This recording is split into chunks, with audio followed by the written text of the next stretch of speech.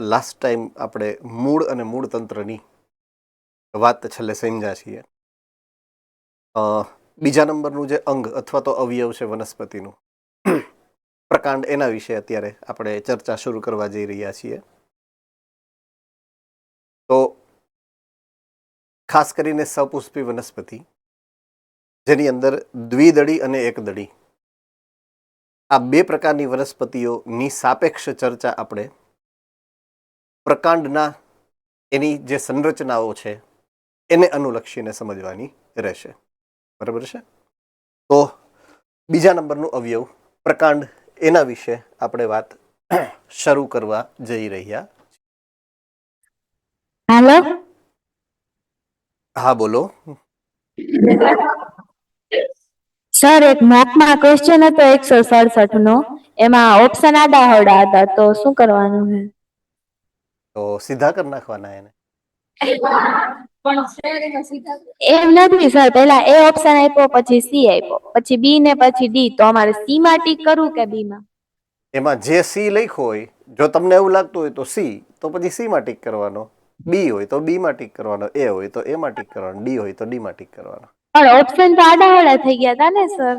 ક્રમ ભલે ને આડાવડા, દાખલા તરીકે હું આમ લખ્યું છે, દાખલા તરીકે કે ભાઈ અહીંયા એ છે, અહીંયા બી છે, અહીંયા સી છે કે અહીંયા ડી છે. બરાબર? હવે આમાંથી મારે જોઈને હું અહીંયા સી લખીને અહીંયા સી કરું, બરાબર છે, કે અહીંયા સી હોય આમ એ સી બી ડી, અને આ સી ને હું અહીંયા સી લખું, તો અહીંયા તો સી જ લખાય ને. હું ગમે એમ લખું તો એવું ફેર પડે. Okay sir. હા, એટલે એનાથી કોઈ ફરક પડતો હોય એવું મને લોજિકલી દેખાતું નથી આમાં એમ. બરાબર? ઓલરાઈટ. તો પ્રકાંડની વાત શરૂ કરીએ એ પહેલા ફરીથી જેને કહેવાય કે આપણે મૂળ તરફ જવું પડે એક વખત. મૂળની જ્યારે વાત સમજાતા ત્યારે વનસ્પતિના બીજના બે ભાગ હતા. એક હતો ભ્રૂણાગ્ર અને એક હતો ભ્રૂણ મૂળ. આ ભ્રૂણ મૂળમાંથી મૂળ તંત્ર વિકસે છે એવું આપણે ભણ્યા, અને ભ્રૂણાગ્ર એમાંથી પ્રરોહ તંત્ર વિકસે એવું મેં તમને સમજાવ્યું છે. હવે મેઇન પોઈન્ટ અત્યારે જે મારે તમને સમજાવવાનો છે અને તમારે જે કેરફુલી સમજવાનો છે એ છે પ્રરોહ તંત્ર વિશે. બરાબર છે? તો દાખલા તરીકે હું જ્યારે વાત કરું છું પ્રરોહ તંત્રની, જો હું આકૃતિ અહીંયા દોરું છું, બરાબર છે, કે આ મૂળ તંત્ર નીચેની બાજુએ હોય, તો પ્રરોહ તંત્ર ઉગવાની શરૂઆત થાય એટલે આ જે મુખ્ય જે અક્ષ ઉગશે, ઉગવાની શરૂઆત કરશે અને મુખ્ય અક્ષ ઉગશે ને એ પ્રકાંડનો અક્ષ ઉગશે. એટલે પ્રરોહ તંત્રનો પહેલો ઘટક છે પ્રકાંડ. બરાબર છે? તો હું અહીંયા લખું છું પ્રરોહ તંત્રના ભાગ નંબર 1 પ્રકાંડ, જે એનો મુખ્ય અક્ષ છે. તો પ્રકાંડનો મુખ્ય અક્ષ એ એનો પહેલો ભાગ છે. ઓકે. હવે એ બન્યો છે શેમાંથી? ભ્રૂણાગ્રમાંથી. શેમાંથી બન્યો છે? ભ્રૂણાગ્ર. ભ્રૂણાગ્ર શું હતો? જો તમને ઓલું આકૃતિ જો યાદ હોય, આવી મેં તમને આવી દેખાડી હતી, આવી આકૃતિ હતી કંઈક, બરાબર છે, ભ્રૂણની. એટલે આગળનો ભાગ હતો એ ભ્રૂણાગ્ર હતો, આ પાછળનો ભાગ હતો એ ભ્રૂણ મૂળ હતો, એવું મેં તમને સમજાવ્યું છે.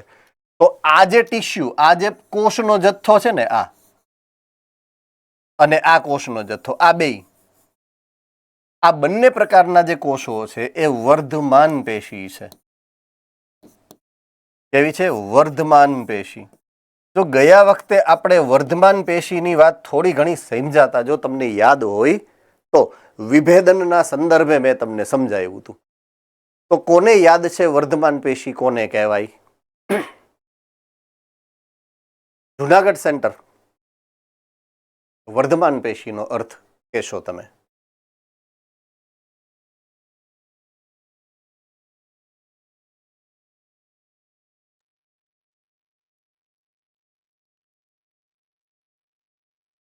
હેલો. હા.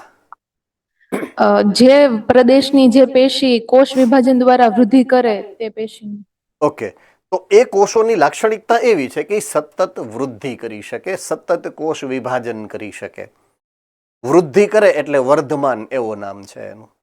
રેડી? થમ્સઅપ કરો જોઈએ બધા ફટાફટ. ચલો, ઓલ રાઈટ, ગુડ. એટલે વર્ધમાન પેશી જે સતત વૃદ્ધિ કરાવશે. વૃદ્ધિ કરાવવાનો એક જ ઓપ્શન છે, શું? તો કે કોષ વિભાજન. એટલે આ કોષો સતત કોષ વિભાજન કરી શકે. આ મેં તમને યાદી અપાવી. હવે એ જ વસ્તુ ક્યાં છે? જો આ શું છે તો કે પ્રકાંડનો મુખ્ય અક્ષ, એવું મેં સમજાયું. આ પ્રકાંડનો મુખ્ય અક્ષ છે.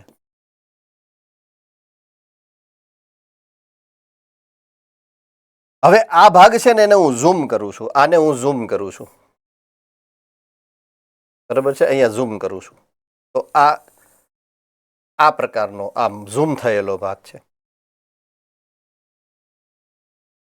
એના અગ્રભાગે આ ટોચ ઉપર આ ભાગ એમનેમ છે હજી, એટલે કે વર્ધમાન પેશી છે. કઈ છે? વર્ધમાન પેશી છે. કઈ કહેવાય એને? વર્ધમાન પેશી. હવે આ વિસ્તારને એક નામ આપવામાં આવશે.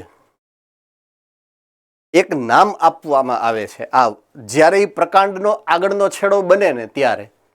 હવે એ પ્રકાંડનો આગળનો છેડો છે, એટલે હવે આપણે એને એક નવું નામ આપવું પડશે. એટલે આ જે વર્ધમાન પેશી છે ને એને હું એક નવું નામ આપું છું. તમારે બધાએ વ્યવસ્થિત યાદ રાખી અને મગજમાં નોંધ કરવાની છે એની. એને હું કહું છું અગ્ર કલિકા. શું કહું છું? અગ્ર કલિકા. નામ તો આપણે બધાએ સાંભળેલું છે આ, પણ અગ્ર કલિકા શું કામ કહેવાય? તો કે પ્રકાંડના ટોચમાં છે, અગ્ર ભાગમાં છે, અગ્ર છેડે છે. અને આ કલિકા શું કામ છે? કારણ કે વર્ધમાન છે એટલા માટે. રેડી? એટલે આને કહેવાય છે અગ્ર કલિકા.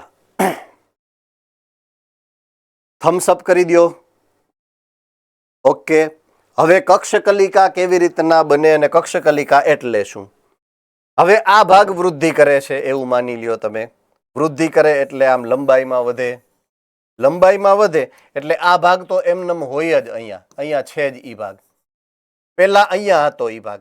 જો આવી રહ્યો આ જગ્યાએ હતો પેલા ઈ ભાગ. હવે થોડોક આગળ વયો ગયો. પણ ઈ જગ્યા છોડીને જ્યારે આગળ જાય ને ત્યારે એના પોતાના કોષોને સમાન પ્રકારના આ વર્ધમાન કોષો છે. કેવા છે? વર્ધમાન કોષ. આ વર્ધમાન કોષોનો અમુક જથ્થો અહીંયા રાખીને જાય. એમનેમ ન વયો જાય, ઊંડો લાગે, એમનેમ ન વયો જાય. બરાબર છે? તાપ જાય ને તો લીસોટા રહી જાય. એમ એ જ્યારે વૃદ્ધિ પામતા પામતા આગળ જાય ને તો એના નિશાની સ્વરૂપે થોડાક વર્ધમાન પેશીના કોષ અહીંયા રાખી દે. એટલે એ જે સાઈડમાં રહી ગયા ને એને કહેવાય કક્ષકલિકા.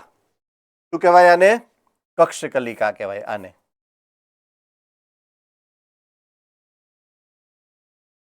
તો આપણે સમજવાનું એવું છે કે આ હતું ભ્રૂણાગ્ર. ભ્રૂણાગ્રમાંથી શું બન્યું? અગ્રકલિકા. અગ્રકલિકામાંથી કોનો વિકાસ થયો? તો કે કક્ષકલિકા. સમજાઈ ગયું છે પરફેક્ટલી? હા કે ના? થમ્સઅપ કરો જોઈએ એટલે ખબર પડે. All right. કક્ષકલિકાનું કામ શું છે ખબર છે? જ્યારે એ નાનું પ્રકાંડ હોય ને ત્યારે એમાંથી પર્ણ ઉગે. આમ પર્ણ ઉગે. જ્યારે પ્રકાંડ મોટું થઈ જાય, થોડુંક જાડું થાય એટલે એ જ કક્ષકલિકામાંથી ડાળી બને, શાખાઓનો વિકાસ થાય. ક્યાંથી વિકાસ થાય? કક્ષકલિકામાંથી. એટલે શાખા, પર્ણ આ બંનેનો વિકાસ કોણ કરશે? પ્રકાંડની કક્ષકલિકા અને અગ્રકલિકા, આ બે મળીને. બરાબર છે? ચાલો, આ ખબર પડી ગઈ છે? ખબર પડી ગઈ છે? ઓકે, ચાલો, ગુડ. હજી એક શબ્દ આવશે, પર્ણકલિકા. કક્ષકલિકાના બે સ્વરૂપ છે. કક્ષકલિકાના બે સ્વરૂપ છે. કાં તો એમાંથી પર્ણ બનશે તો એને કહેવાય પર્ણકલિકા. અને જ્યારે એ છોડ મેચ્યોર્ડ થશે, મેચ્યોર્ડ એટલે પરિપક્વ થાય, ત્યારે એ જ પર્ણકલિકા, એ જ ડાળી એ સંકુચિત થાય. સંકુચિત થાય એટલે લાંબી ન થાય, એવડી ને એવડી રહે, નાની ને નાની રહે, મોટી ન બને. અને એમાં પર્ણની જગ્યાએ પુષ્પ બને. બોલો, કલિકા ઈ જ છે પણ પર્ણના સ્થાને પુષ્પ ઉગાડશે. એટલે એ અક્ષ છે ને એ પર્ણ અક્ષની બદલે પુષ્પીય અક્ષ બને, અને એ पर्णकलिकानी बदले पुष्पीय कलिका बने. समझ में आ रही है बात मैं जो बोल रहा हूं, या के ऊपर से गई है? हम सब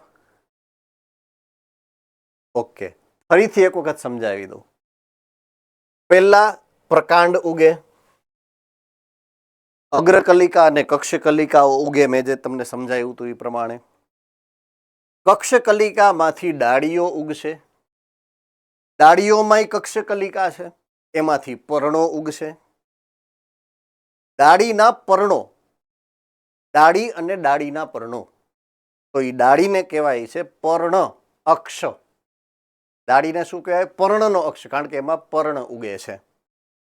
અને પર્ણ અક્ષની જે કક્ષકલિકાઓ છે ને મિત્રો, એને કહેવાનું છે પર્ણકલિકાઓ. હવે એ છોડ જ્યારે મેચ્યોર્ડ થશે, પરિપક્વ થશે, પછી એમાં પુષ્પ આવે, શરૂઆતમાં નહીં આવે. તો ત્યારે ઉપરની અથવા તો નીચેની બાજુએ, અમુક છોડ એવા છે કે જેમાં ઉપરની બાજુએ પુષ્પ આવશે, અમુક છોડ એવા છે કે જેમાં નીચેની બાજુએ પુષ્પ આવશે. તો જ્યાં પણ પુષ્પ આવવાના છે ત્યાં કક્ષકલિકામાંથી એક નવી ડાળી તો બનશે, પણ એ ડાળી એવી બનશે કે જેમાં પર્ણના સ્થાને પુષ્પ ઉગશે. એ ડાળી લાંબી નહીં થાય, ટૂંકી ડાળી થશે. એટલે એ અક્ષ કેવો હશે? સંકુચિત અક્ષ. આ બધું યાદ રાખવાનું, આ બધું આવવાનું છે લેટર ઓન આ ચેપ્ટરની અંદર. તો એ અક્ષ કેવો હશે? સંકુચિત, ટૂંકો હશે. અને એની જે કલિકાઓ છે ને એ પર્ણના સ્થાને પુષ્પ ઉગાડશે. એટલે પર્ણકલિકા નથી, એ પુષ્પ કલિકા છે. રેડી? તો આ પુષ્પ અક્ષમાં પુષ્પ ઉગશે.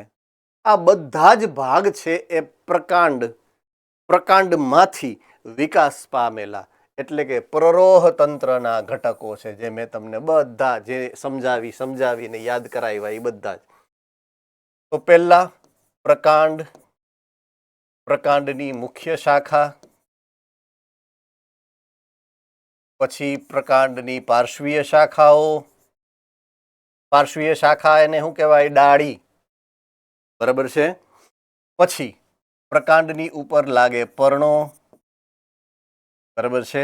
પછી એની ઉપર આવે પુષ્પો, અને એની ઉપર આવે છે બે પ્રકારની કલિકાઓ. પર્ણ આમ આવો પ્રકાંડ ઉપર, એક છે અગ્રકલિકા અને એક છે કક્ષકલિકા. બરાબર છે. હવે મેઇન એક્સિસ છે, મુખ્ય અક્ષ છે, એમાં જે જગ્યાએથી ડાળી અથવા તો પર્ણ ઉગતું હોય ને, આ જગ્યાએ આ ભાગને કહેવામાં આવે છે ગાંઠ વિસ્તાર. ગાંઠ. બરાબર છે. એટલે એ પણ લખવાનું છે ગાંઠ.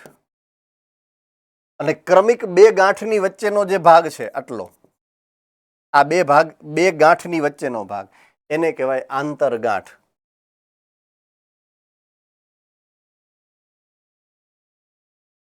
તો આટલા ભાગ આવશે પ્રરોહ તંત્રમાં. આ પ્રરોહ તંત્રના ઘટકો મેં તમને સમજાય.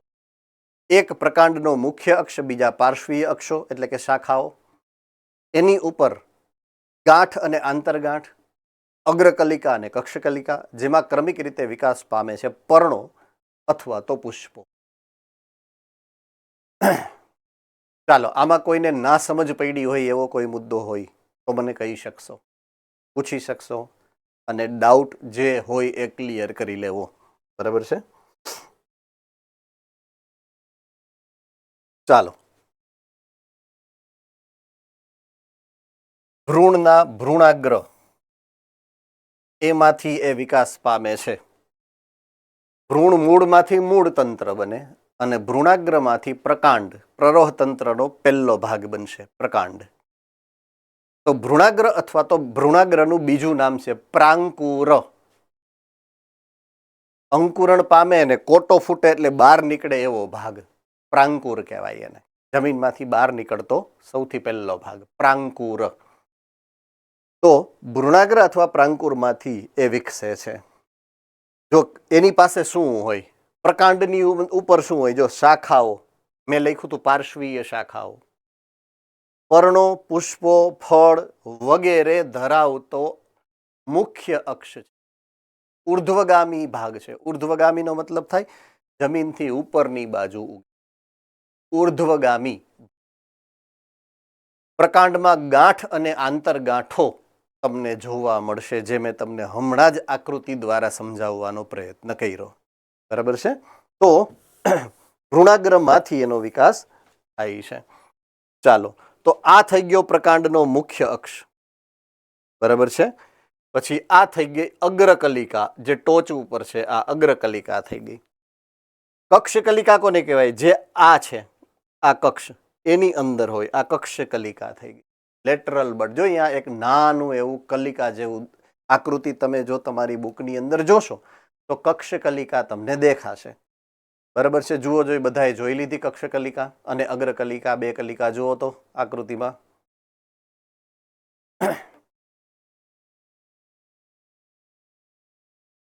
અગ્રકલિકા અને કક્ષકલિકા જોવાઈ જાય એટલે મને થમ્સઅપ કરો, મને ખબર પડે આગળ વધવાની. All right, good. All right, ચાલો. તો આ જે વિસ્તાર છે પ્રકાંડની ઉપરનો, આને ગાંઠ કહેવાય. આ પહેલી ગાંઠ, આ બીજી ગાંઠ, આ ત્રીજી ગાંઠ, આ ચોથી ગાંઠ, આ પાંચમી ગાંઠ અને આ છઠ્ઠી ગાંઠ. ક્રમિક રીતે જે જગ્યાએથી પર્ણ નીકળે છે એ ભાગને ગાંઠ કહેવાય. પ્રકાંડના મુખ્ય અક્ષ ઉપર હોય ગાંઠ. બરાબર છે. ગાંઠ ઉપર જ કક્ષકલિકા હોય. કક્ષકલિકા ક્યાં હોય? ગાંઠ વિસ્તારમાં જ હોય. અને બે ગાંઠ વચ્ચેનો, એટલે કે આ પહેલી અને બીજી ગાંઠ વચ્ચેનો જે ભાગ છે, આ આટલો, એને આંતરગાંઠ એવું કીધું છે. શું કીધું છે? આંતરગાંઠ. બરાબર છે.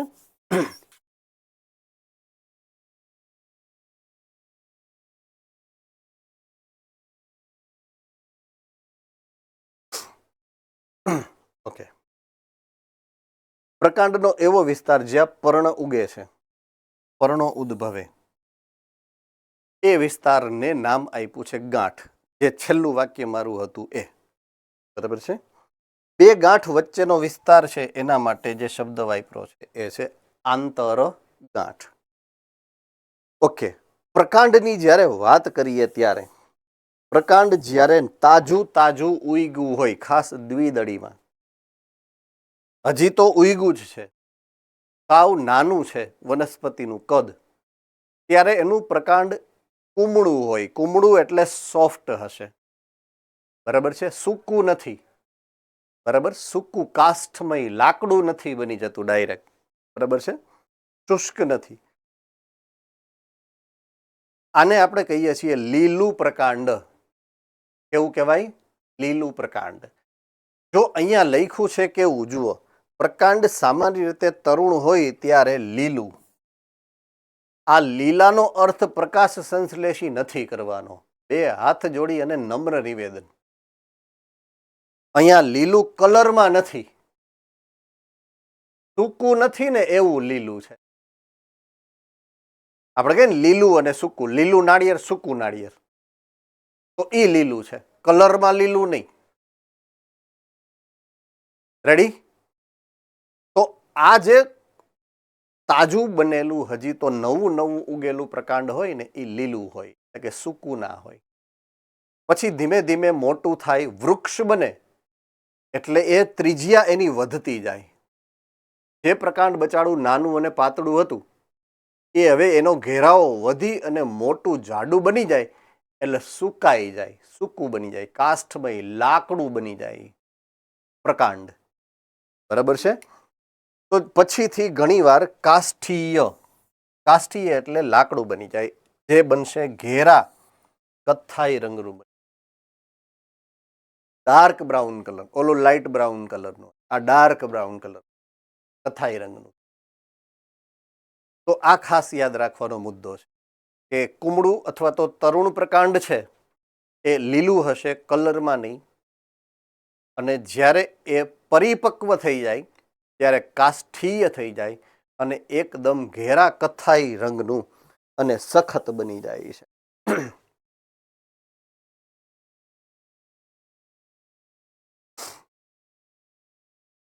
ઓકે, હવે વાત કરીએ આપણે પ્રકાંડના મૂળભૂત રીતે થતા અથવા તો જોવા મળતા કાર્યોની.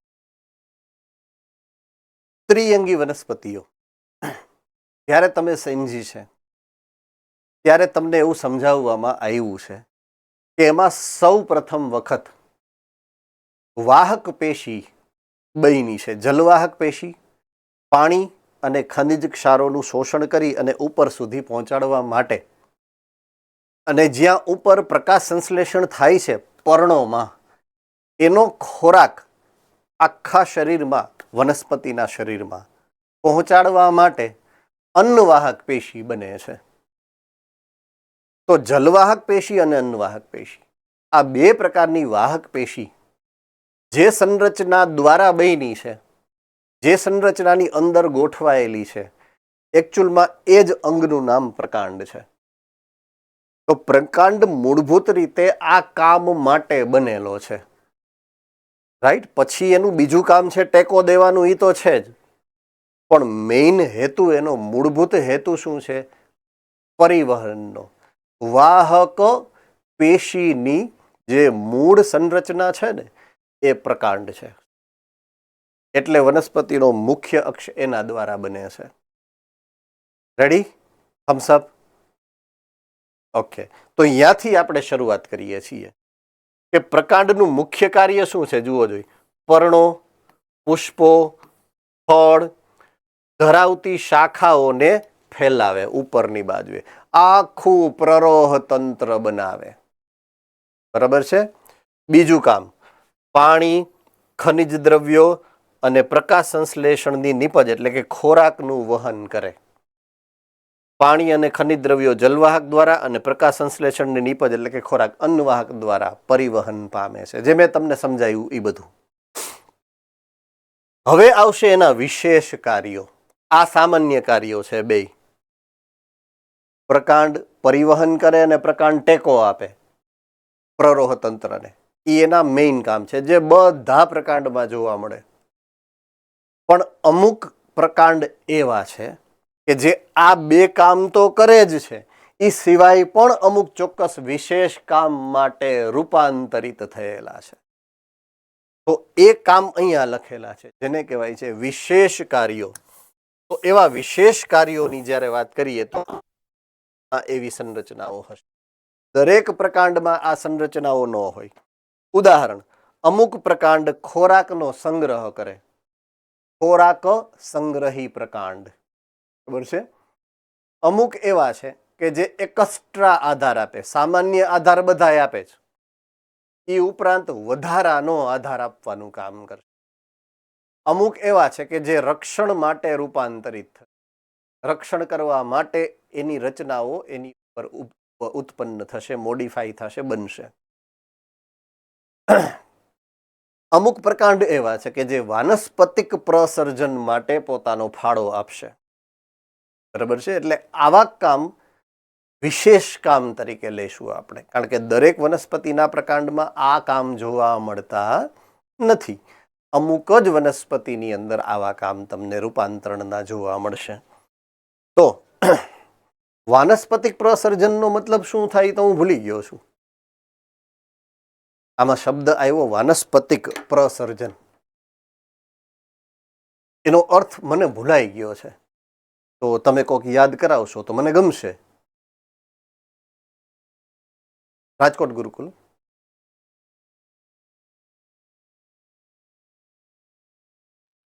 હાલો. હા, અવખંડન, કલિકા સર્જન અથવા ભાજનથી થતું પ્રજનન. ઓકે. હવે મારે વ્યાખ્યા જોઈએ છે એની, પ્રકારોની. તો વ્યાખ્યા અમદાવાદના સેન્ટરમાંથી મળી શકે મને? હેન્ડ રેઝ થયો તો.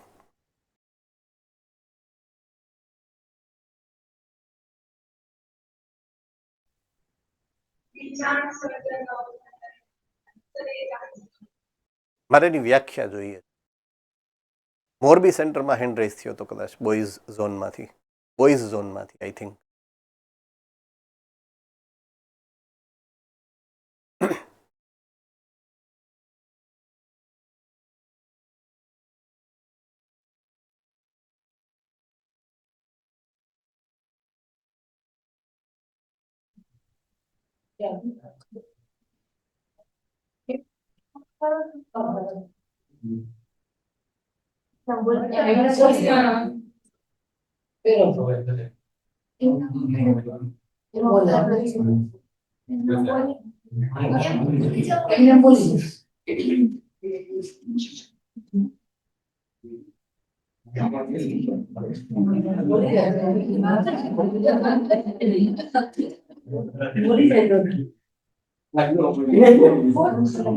પેલા શર્મામાં બોલવા માંડ ફટાફટ યાર.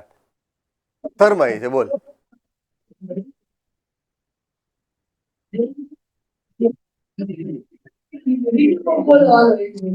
પછી એમ કહે કે અમને પૂછતા નથી એમ.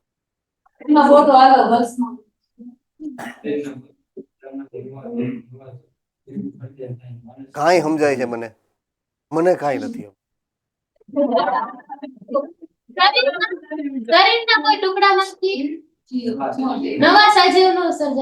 ઓકે, તમારો જવાબ મને મળી ગયો કે શરીરના કોઈ ટુકડામાંથી નવા જીવનું નિર્માણ. ઓકે, હવે ટેકનિકલી જ્યારે એવી વ્યાખ્યા આપવાની હોય ત્યારે આપણે બહુ ભૂંડા લાગ્યો.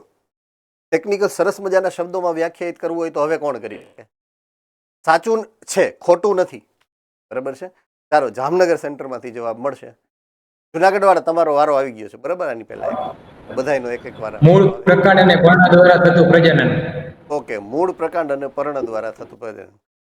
ઓકે, હજી કંઈક થોડોક એક શબ્દ સુધરી જાય એટલે જવાબ મળી જાય મને. હાલો, રાજકોટ સેન્ટર વાળા પાછા આવી ગયા. વાનસ્પતિક અવયવો દ્વારા થતું પ્રજનન. Exactly right. એને વાનસ્પતિક પ્રસર્જન કહેવાય.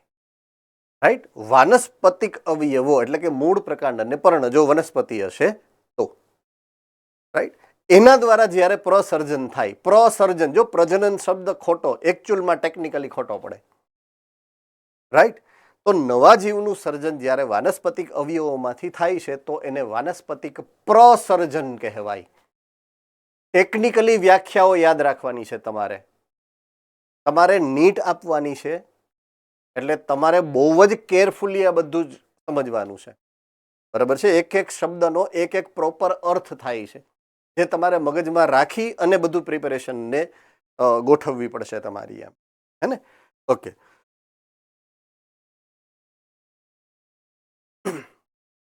વિશેષ કાર્યોનું લિસ્ટ. પહેલું ખોરાક સંગ્રહ, બીજું પ્રકાંડ સૂત્ર. બરાબર છે. ખોરાક સંગ્રહ તો ખબર પડી જાય. પ્રકાંડ સૂત્ર આધાર આપવા માટેની વાત છે, વિશેષ આધાર આપવાની રચના. પ્રકાંડ કંટક, કાંટા છે એટલે સુરક્ષાની સંરચના. ચપટા પ્રકાંડ પ્રકાશ સંશ્લેષણ માટે થાય. શું છે એ બધું ભણશું આગળ હમણાં. બરાબર છે. પછી આવશે વિરોહ અને ભૂસ્તારિકા, અને છેલ્લે આવે અધોભૂસ્તારી. વિરોહ, ભૂસ્તારી, અધોભૂસ્તારી ગુજરાતી નામ. અંગ્રેજીમાં કહેવાય સ્ટોલન, ઓફસેટ અને સકર. આ 3 પ્રકારની સંરચના જે વાનસ્પતિક પ્રસર્જનની સંરચનાઓ છે. બધું આવશે વન બાય વન. આ બધાની એક સ્લાઇડ છે આપણી પાસે. બરાબર છે. એટલે બધું આપણે સમજવા જઈ રહ્યા છીએ. એમાં સૌથી પહેલી જે સંરચના છે ને, અથવા તો પહેલો જે વિશેષ કાર્યનો પ્રકાર છે ને, એ છે ખોરાક સંગ્રહ. ખોરાક સંગ્રહ. પેલા તમે આકૃતિ જોઈ લેશો એટલે તમને આ યાદ આવી જશે કે આ ભાઈ બટેકા છે જે તમે લગભગ દરરોજ ખાતા હો છો. બરાબર છે, બટેકા. આ વચ્ચેનું જે છે ને એ આદુ છે. આમાંથી લગભગ 60% લોકોનું મોઢું બેગડું છે, આદુ. બરાબર છે. અને આ ત્રીજું ઉદાહરણ છે એ હળદરનું છે, હળદર. હવે 80%નું મોઢું લગભગ બેગડું હશે એમ. બરાબર છે. એટલે આ 3 ઉદાહરણો આપેલા છે અહીંયા ઉપરની બાજુએ. નીચેની બાજુએ 2 આપ્યા છે. બરાબર છે. રતાળું કયો, રતાળું જોયું છે ને? બસ એ ટાઈપનું, હે ને? તો ઈ છે આ. હજી એક એનું નામ છે, ભૂલી ગયો છું. કોમ, ઇંગ્લિશ યાદ રહ્યું, ગુજરાતી ભૂલાઈ ગયું મને. કહેવાય એને એકદમ સખત હોય. બોલ બોલ, વાંધો નહીં, તમ તારે અનમ્યુટ થા ને બોલી. જામનગર સેન્ટર, અનમ્યુટ થાવ, બોલી જાવ. નો, સક્કરિયું મૂળ. અરે મૂળમાં સક્કરિયું જોયું ને પ્રકાંડમાં સક્કરિયું શું કામ નાખવું જોઈએ? કોળું નહીં. કોળું તો ફળ છે બેટા. મોરબી. સુરણ. હાઈસ, મને માંડી. એ તો કહું, મારા મગજમાં જ નીકળી ગયો તો શબ્દ સુરણ. હે ને, સુરણ એ પ્રકાંડ છે. સુરણ બહુ હાર્ડ હોય, એકદમ કડક હોય સુરણ. ઓકે, ચાલો આવી રહ્યું. ખોરાક સંગ્રહની વાત કરું. મેં જેટલા નામ લીધા એ બધા આપેલા છે. બટેકા, આદુ, હળદર, જમીન કંદ અને અળવી. અળવી નામની એક વનસ્પતિ આવે, બરાબર છે. ભૂગર્ભીય પ્રકાંડ છે, પોઈન્ટ ટુ બી નોટેડ. એ એક વિશેષતા છે, ભૂગર્ભીય પ્રકાંડ. પ્રકાંડ કોઈ દિવસ ભૂગર્ભમાં ના હોય. પ્રકાંડ ક્યાં હોય? જમીનથી ઉપરની બાજુએ. તો એક ખાસિયત એવી છે કે જો ખોરાક સંગ્રહી હોય ને તો એ હંમેશા કેવો હોય? જમીનની અંદર, એટલે કે ભૂગર્ભીય હોય. આ એની વિશેષતા છે. શું કામ? ખોરાકનો સંગ્રહ કર્યો તો એ છુપાવીને રખાય, ખડે ચોક ન રખાય, કોક ખાઈ જાય. સમજાય છે? હા કે ના? આપણે શું કહેવાય, ટિફિન બોક્સ લે હોય અને એમાં આજ તો શું છે કે જલેબી કે હાટા કંઈક લે હોય ઘરેથી, તો એ કંઈ થોડી બેન્ચ ઉપર એમને રાખી દેવાય. હે ને, આપણે મેં ગો ટુ ટોયલેટથી પાછા આવી તો કાંઈ ન વધે, કોક ઉલાડી જાય. હે ને?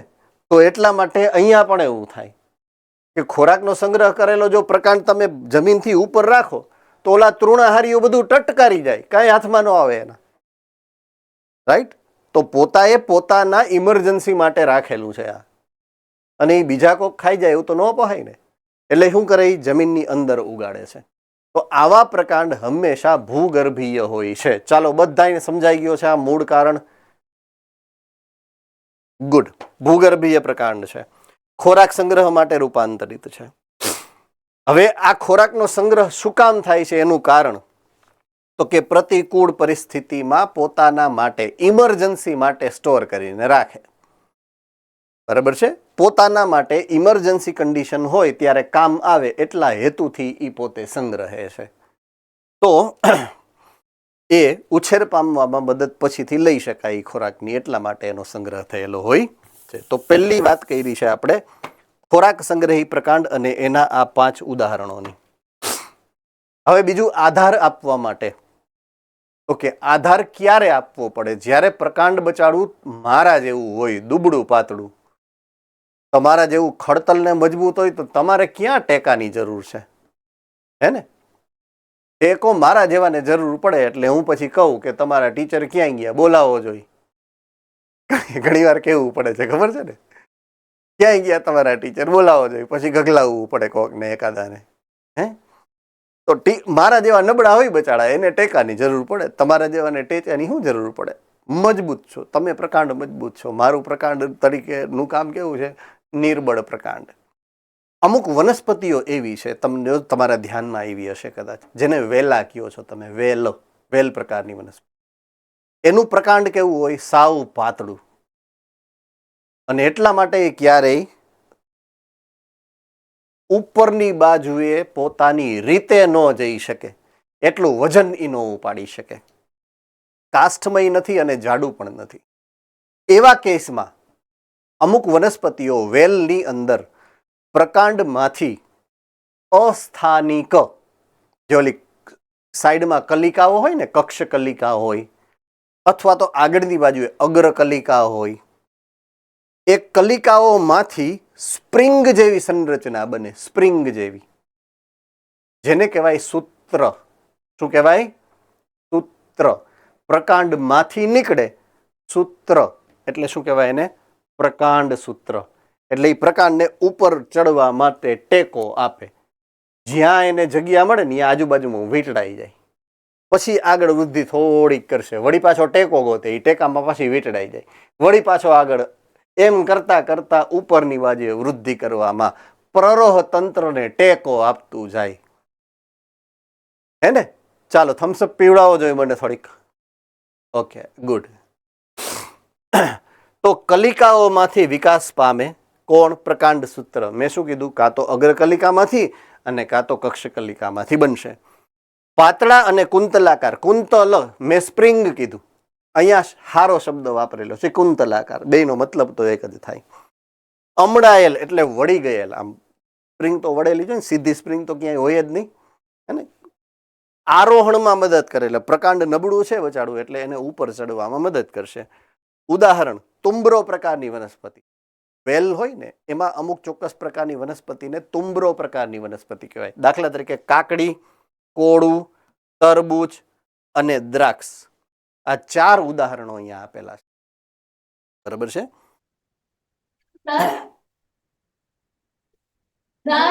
બોલો સર. સર, આમાં સૂત્ર હોય એને કેમ ખબર પડે કે મારે આલી બાજુ જવાનું? Very good question. I like it. ખરેખર સરસ ક્વેશ્ચન હતું. એને ખબર કેમ પડે? એને કહેવાય સ્પર્શાનુવર્તી.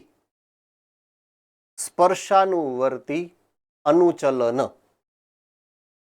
જો મૂળ છે ને, મૂળ એ જલાનુવર્તી અનુચલન કરે. પાણીની દિશામાં જાય તો પાણી એને બોલાવે છે કે એ અહીંયા આવ, અહીંયા આવ, એમ કહેવા જાય. મૂળને કેમ ખબર પડે કે એમ બાજુ પાણી છે? બસ એ જ સિદ્ધાંત લાગુ પડે. પછી પ્રકાંડ છે ને, પ્રકાંડ પ્રકાશાનુવર્તી અનુચલન કરે. પ્રકાશની દિશામાં જાય તો પ્રકાશ થોડો એને કાનમાં કહેવામાં આવે છે હું ડાબી બાજુ છું તો ડાબી બાજુ આવજે એમ. તો એ જ પ્રમાણે જે જગ્યાએ ટેકો હશે ને, તો પવન આવે, પવન આમ આમ આમ આમ ક્યારેક તો હલે એટલે ટચ થાય ને, એ ટચ ને એ અનુસરશે કે આ દિશામાં કંઈક છે, એટલે સૂત્ર ઈ દિશામાં જાય. સમજ મેં આ ગઈ વાત? યસ ઓર નો? એને કહેવાય સ્પર્શાનુવર્તી અનુચલન. શું કહેવાય? સ્પર્શાનુવર્તી અનુચલન. આવા પ્રશ્નો આવવા જ જોઈએ મગજમાં, તો તમને પ્રોપર જવાબ મળશે મારા તરફથી. અને જે આવા પ્રશ્નોનો જવાબ લેતા સમજતા થશે એ વધુ ને વધુ સબ્જેક્ટમાં ડીપ જાય છે એવું સમજવું. It is very good question. મેં પહેલા જ કીધું ને, હું રાજી થયો એટલે હું હૈસો પહેલા કે ઓહો આટલું તમારા મગજમાં આવ્યું, આઈ લાઇક્ડ ઇટ. મેં એવું કીધું હતું. It is very good question. આવા ક્વેશ્ચન આવવા જ જોઈએ. હા, ઘણીવાર એવું હોય કે તમને મગજમાં ક્વેશ્ચન આવ્યું હોય ને મેં વિચાર્યો ન હોય કોઈ દી, તો ક્યારેક તો એવું બનશે ને, 1000 પ્રશ્નો પૂછો ત્યારે 2 પ્રશ્નો એવા હશે કે જેનો જવાબ મારી પાસે કદાચ નોય હોય. હું કહીશ તમ તારે ચિંતા ન કરો, કાલ ગૂગલ કરીને આવીશ, પણ તને જવાબ તો તમને આપીશ જ ગમે એમ કરીને. તમારે ચિંતા નહીં કરવાની, હું ગમે ત્યાંથી ગોતી લઈશ જવાબ. બરાબર છે? એટલે તમારે એવી ચિંતા નહીં. તમારે પ્રશ્ન પૂછવાનો પૂરો અધિકાર છે. તમારા મગજનો પ્રશ્ન બહાર નીકળે, એનો જવાબ મળે, એ ફરજિયાત છે. તો ડુ રિમેમ્બર ધીસ કે તમારા મગજના પ્રશ્નોને તમારે બહાર કાઢવાના છે. હવે પ્રકાંડ કંટક રૂપાંતરિત કરે છે. સેમ સિદ્ધાંત છે, એ જ પ્રકાંડ છે, પણ એની જે કક્ષકલિકાઓ છે એમાંથી સૂત્ર નથી બનતા, કાંટા બને છે, કંટક બને, એટલે પ્રકાંડ કંટક થઈ ગયું. અને એ સુરક્ષા માટે છે, એટલે કોઈ ચરવા વાળું જે પ્રાણી છે એને ખાઈ ન જાય. તો બહુ સિમ્પલ લોજિક છે આની પાછળનું. બરાબર છે? કલિકાઓમાંથી વિકાસ પામે પ્રકાંડ કંટક. પાતળા હોય, કુંતલાકાર, અમડાયેલા છે, એ નથી આવતું. એ ઓલા કટ કોપી પેસ્ટ કર્યું ને એટલે ભૂલી ગયા છે ઓલા ભાઈ, ટાઈપિંગમાં મિસ્ટેક થઈ ગઈ. આ પાતળા હાચા, પણ કુંતલાકાર અમડાયેલા ન હોય. એ કટ કોપી પેસ્ટની મિસ્ટેક. બરાબર છે? લંબાયેલા હોય ને, તીક્ષ્ણ હોય આગળની બાજુએથી. હકીકતમાં એવું આવવું જોઈએ. આરોહણમાં મદદ કરે છે, અને તુંબરો એ આમાં ન હોય. એ તો કહું કટ કોપી પેસ્ટ થયું છે એટલે એ મિસ્ટેક છે. બરાબર છે? કલિકામાંથી વિકાસ પામે એ સાચું, બાકી બધું ખોટું. હા, ઉદાહરણ હું તમને અહીંયા સમજાવી દઉં છું. ઉદાહરણમાં જો આ એક લીંબુ, બરાબર છે, અને બીજું જે અહીંયા છે બોગનવેલનું. બોગનવેલ તમારા ઘરની આજુબાજુમાં ક્યાંક તો આ હશે જ. 3 પ્રકારની હોય.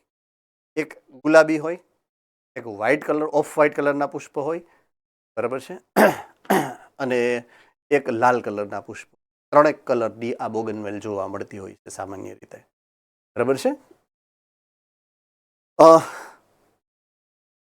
કંટક કાંટા એટલે બહુ એમાં બહુ લાંબી ટૂંકમાં સમજણમાં ન આવે એવી કોઈ મુશ્કેલી હું માનું છું ત્યાં સુધી નહીં હોય. હવે એક વિશેષ અનુકૂલન છે. જો લખ્યું છે પ્રકાશ સંશ્લેષી, એવું જો અહીંયા પ્રકાશ સંશ્લેષણ હકીકતમાં પર્ણનું કાર્ય છે. કોનું કાર્ય છે? પર્ણનું. જો એને પ્રકાશ સંશ્લેષણ કરવું છે તો પહેલા તો શું કામ કરવું પડે, એવી પ્રકાશ સંશ્લેષણની એની જરૂરિયાત શું છે. બરાબર છે. તો તમે આકૃતિ અહીંયા જોશો ને એટલે એના ઉપરથી જ તમને ખબર પડી જશે. જુઓ જોઈએ આ બે જે વનસ્પતિ છે, એક આનું નામ છે ફાફડાથોર અને આનું નામ છે યુફોર્બિયા. આ બંને વનસ્પતિઓ મોટા ભાગે રણ પ્રદેશમાં જોવા મળે. રણ પ્રદેશની, શુષ્ક પ્રદેશની વનસ્પતિ છે, હે ને? તો શુષ્ક પ્રદેશ, રણ પ્રદેશ છે, એની એક અગત્યની લાક્ષણિકતા શું છે ખબર છે? એક તો તીવ્ર અને સીધો સૂર્યપ્રકાશ. તીવ્ર સૂર્યપ્રકાશ હોય, સીધો સૂર્યપ્રકાશ હોય. અને બીજી અગત્યની લાક્ષણિકતા એ છે કે અહીંયા પાણીનો અભાવ હોય, પાણી ઓછું હોય. રાઈટ? તો પ્રકાશ સંશ્લેષણ કરવાની પાછી અનુકૂળતા કેવી કે સૂર્યપ્રકાશ ધોમ છે, સામે પાછી પ્રકાશ સંશ્લેષણ માટેની જે જરૂરિયાત છે પાણી એ નથી. એટલે બે વિરોધાભાસી લક્ષણ છે, હે ને? સમજાય છે હું જે કહેવા માંગુ છું એ? તો એની સામે રણ પ્રદેશની વનસ્પતિએ ઘણા બધા વિશેષ અનુકૂલનો કરેલા છે. ઘણા બધા વિશેષ અનુકૂલનો કરેલા છે. તો શુષ્ક પ્રદેશની અથવા તો રણ પ્રદેશની જે વનસ્પતિઓ છે ને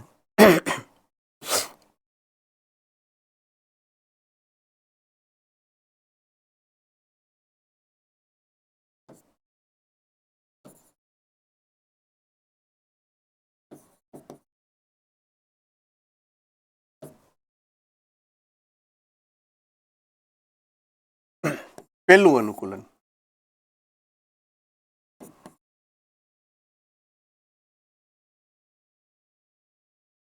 પર્ણોને સ્વાહા કરી દીધા, નથી જોતા કે ના રહેગા બાંસ અને ના બજેગી બાંસુરી. એમ હોય તો ઉપાધિ કરવી નહીં કે ખોટી. રાઈટ? પર્ણ ગુમાવી દે, પોતે પર્ણ વગરની થઈ જાય. તો પર્ણ શું કામ ગુમાવે છે એનું હું તમને સિમ્પલ લોજિકલ સ્ટોરી કહું. પર્ણો સામાન્ય રીતે સૂર્યપ્રકાશ ઇઝીલી મળે ને એ રીતે ગોઠવાયેલા હોય. એની ગોઠવણી એવી રીતના કે સૂર્યપ્રકાશ સીધો એની ઉપર પડે ને સૂર્યપ્રકાશનું શોષણ કરે. એમ આ પર્ણનું અનુકૂલન છે. હવે અહીંયા સૂર્યપ્રકાશ જ દુશ્મન છે, સમજાય છે કે નહીં? આ દુશ્મન કોણ છે? સૂર્યપ્રકાશ. એટલે તમે પર્ણ રાખો તો સૂર્યપ્રકાશ એની ઉપર પડે ને તકલીફ કરે ને, એટલે પર્ણ ગુમાવી દો એટલે આપણો એ એક પ્રશ્ન પૂરો થાય પહેલો. રેડી?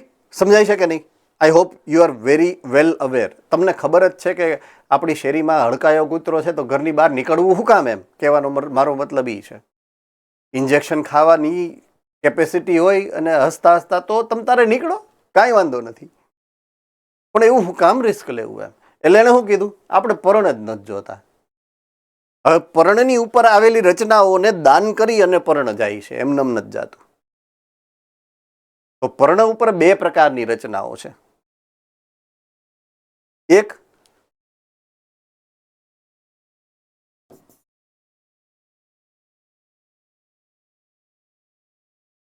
હરિતકણ, રાઈટ? અને બીજું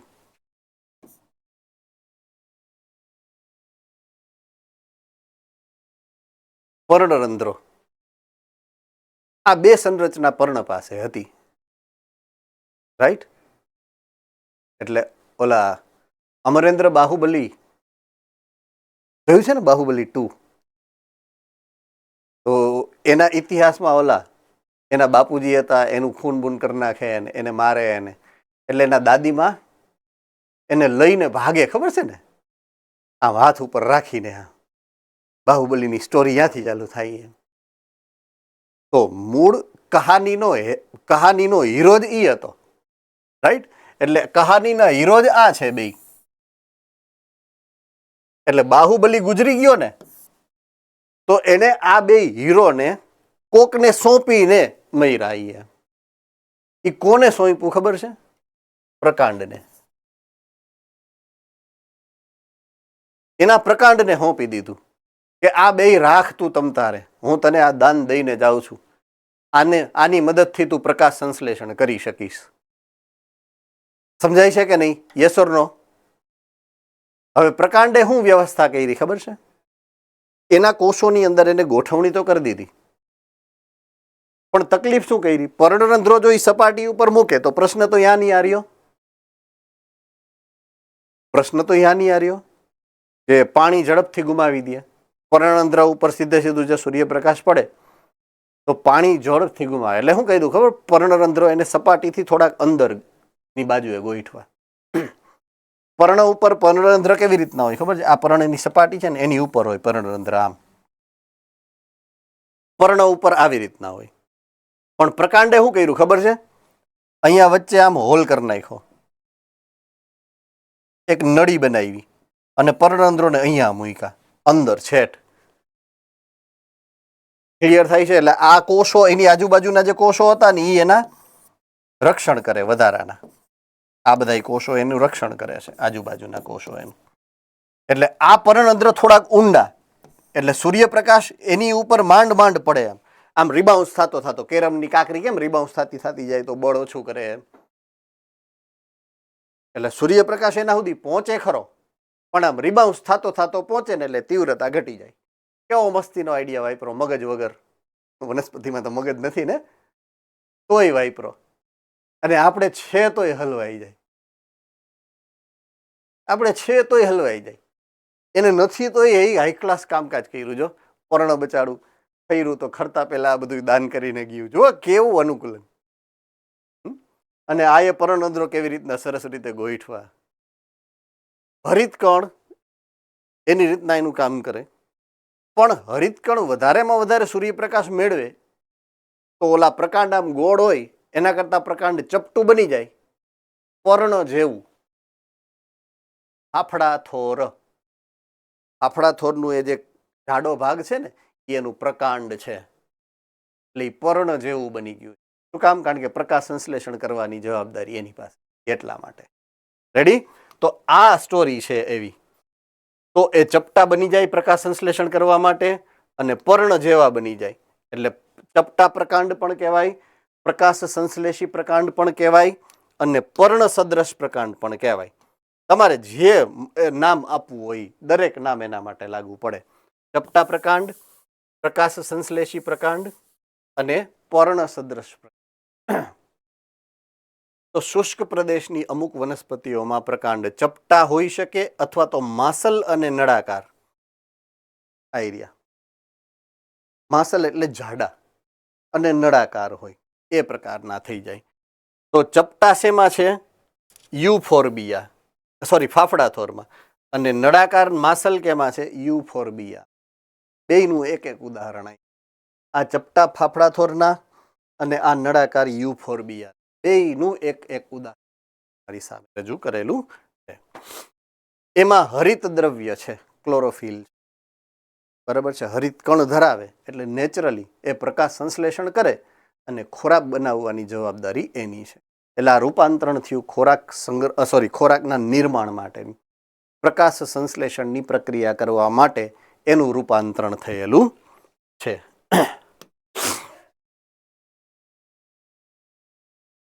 ઓલરાઈટ. હવે 3 ઉદાહરણો આપણે વાનસ્પતિક પ્રસર્જનના જોવાના છે. એમાં પહેલી સંરચના છે ને એ સ્ટોલનની છે, અથવા તો વિરોહ એવું નામ છે એનું. બરાબર છે? ઓલી હીરો ભાગી જાય અને હિરોઈન વિરહમાં મરી જાય, એ વિરહ નથી, વિરોહ છે. હે ને? વિરહ નથી, વિરોહ છે. એટલે એ છૂટા પાડજો, ભેગું ન કરી દેતા બધું આવું. તો એ કેમાં જોવા મળે? ઉદાહરણથી સમજીએ. દાખલા તરીકે ફુદીનો અને જુઈ. ફૂલ ઝાડનું નામ છે, જુઈના ફૂલ આવે. બરાબર છે? ફુદીનો તો બધાએ જોયેલો જ છે. તો દાખલા તરીકે આ ફુદીનાનું છોડ છે.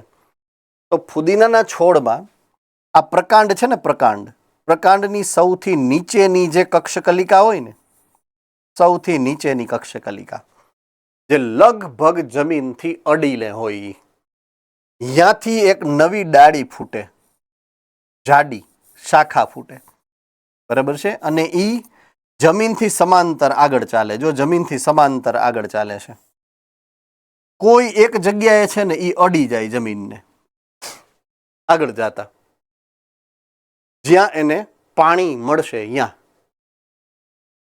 અને ત્યાં મૂળ ઉત્પન્ન કરે. આ મૂળ ઉત્પન્ન કર્યા. અહીંયા મૂળ ઉત્પન્ન થયા પછી ઉપરની બાજુએ પ્રરોહ બને, અને આ બને નવી વનસ્પતિ. એટલે નવી વનસ્પતિનો વિકાસ શેમાંથી થયો? આ જૂની વનસ્પતિના થડ એટલે કે પ્રકાંડમાંથી. તો આ વાનસ્પતિક પ્રસર્જનનો એક પ્રકાર છે, બરાબર છે, જેનું નામ છે વિરોહ. અને આ વિરોહ જોવા મળે છે એમાં ફુદીનો અને જુઈ, આવા 2 ઉદાહરણો રજૂ કરેલા છે તમારી બુક પ્રમાણે, બરાબર છે.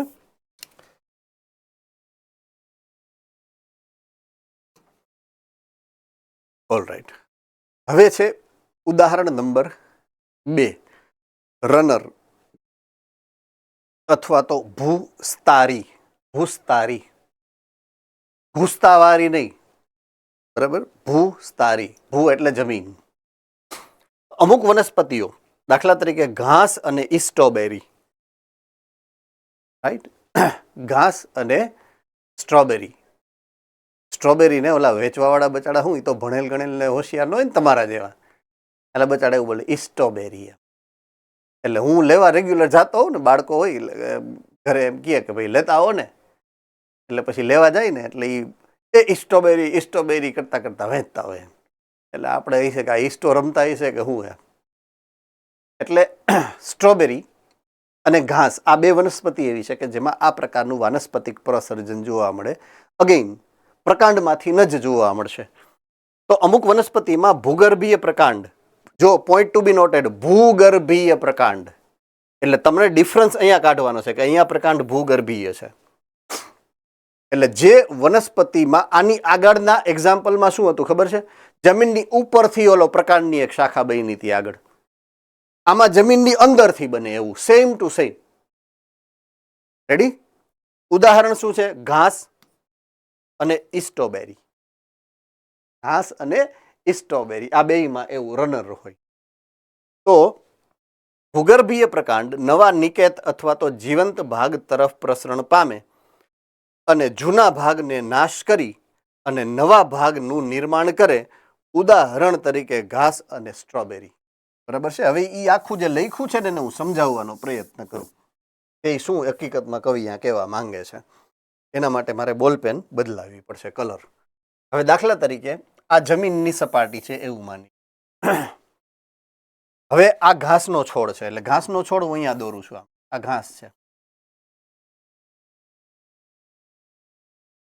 આ ઘાસ છે. તો એનું પ્રકાંડ અહીંયા વચ્ચે છે, આ પ્રકાંડ છે એનું માની લ્યો, આ, બરાબર છે. પ્રકાંડનો ભાગ નીચે પણ છે, આ પણ પ્રકાંડ છે એનું. પછી મૂળ અહીંયાથી ઉગે છે એને, આ મૂળ છે. એટલે આટલો ભાગ જે છે ને એ ભૂગર્ભીય પ્રકાંડ છે, ભૂગર્ભીય પ્રકાંડ છે, જમીનની અંદર, બરાબર છે. એટલે એ અંદરથી આમ નીકળે, આમ અંદરથી આમ શાખા ઉત્પન્ન કરે, આમ અંદરની બાજુએથી શાખા ઉત્પન્ન થાય. જો આમ જમીનની નીચે હોય, તમને ન દેખાય, રાઈટ. અને જો ઈ શું કહેવાય, આ છોડ ઘાસને તમે ઉપાડો ને તો તમને ઈ શાખા તમને બહાર કાઢી શકો. તમે બગીચામાં તમે બેઠા, આપણે શું ધંધો હોય, બગીચામાં બેઠા હોય એટલે ઘાસ તોડવાનો, ખબર નહીં શું મજા આવે, ખેંચતા જાય, તોડતા જાય, એમાં જ મજા આવે. તો ત્યારે તમે જોશો, હવે જોશો તો તમને ખબર પડશે, જે આવું બહાર નીકળે, તમે ખેંચો ને એટલે બહાર નીકળે, નીચે હોય ની અંદર હોય, બરાબર. એના સારું થઈને બગીચા સાફ ન કરી નાખતા હો. હા, કે સાહેબે કીધું તું આ રીતના કરવાનું, બગીચામાં જઈ અને ઘાસ ઉખેડી નાખવાનું, જો સારું. પાછું મારું નામ દે અહીંયા. એ ધંધો નથી કરવાનો. આ તો અનાયાસે તમે બેઠા હો ને નજરે ચડે તોની વાત છે, હે ને? હવે કોઈ એક જગ્યાએ પાછું શું થાય ખબર છે? નવી વનસ્પતિ, પણ એ બને ક્યારે ખબર છે? આ જૂના ભાગ છે ને, જૂના ભાગ, આ જ્યારે મૂળ બને ને પછી આ ભાગ સુકાઈ જાય અને પછી જ અહીંયાથી આ નવો છોડ. તો જો અહીંયા લખેલું છે, જૂના ભાગનો નાશ થાય અને નવા ભાગનું નિર્માણ થાય. એ આ રીતે થાય. પછી આ સુકાઈ જાય અને એ પછી અહીંયાથી નવો ભાગ બને. ચાલો, સમજાઈ ગયું છે? થમ્સઅપ કરો જોઈએ એટલે જાગો છો એ ખબર પડે. આમાં અડધા હુતા છે. સર હા બોલો ભાઈ. સર આ પ્રકાંડની નવી શાખા એ સર જમીનમાં તો ગમે એ દિશામાં જઈ શકે. ગમે એ દિશામાં, ફિક્સ નથી કોઈ, ચારે બાજુ ફેલાય. રેન્ડમ કહેવાય, યાદૃચ્છિક ગુજરાતીમાં, અંગ્રેજીમાં કહેવાય રેન્ડમ. રેન્ડમ ઈ ડિસ્ટ્રીબ્યુટ થાય, ફેલાય. પણ એની દિશા એક ફિક્સ છે, કારણ કે એને ઉગવાનું છે પહેલા મૂળને. એટલે મૂળ હંમેશા જ્યાં પાણી હશે ને એ દિશામાં. એ પાછું ખાસ યાદ રાખો, પાણીની દિશામાં જાય. એ પછી જમણી બાજુ પાણી મળે જમણી બાજુ જાય, ડાબી બાજુ પાણી મળે ડાબી બાજુ જાય. બરાબર છે?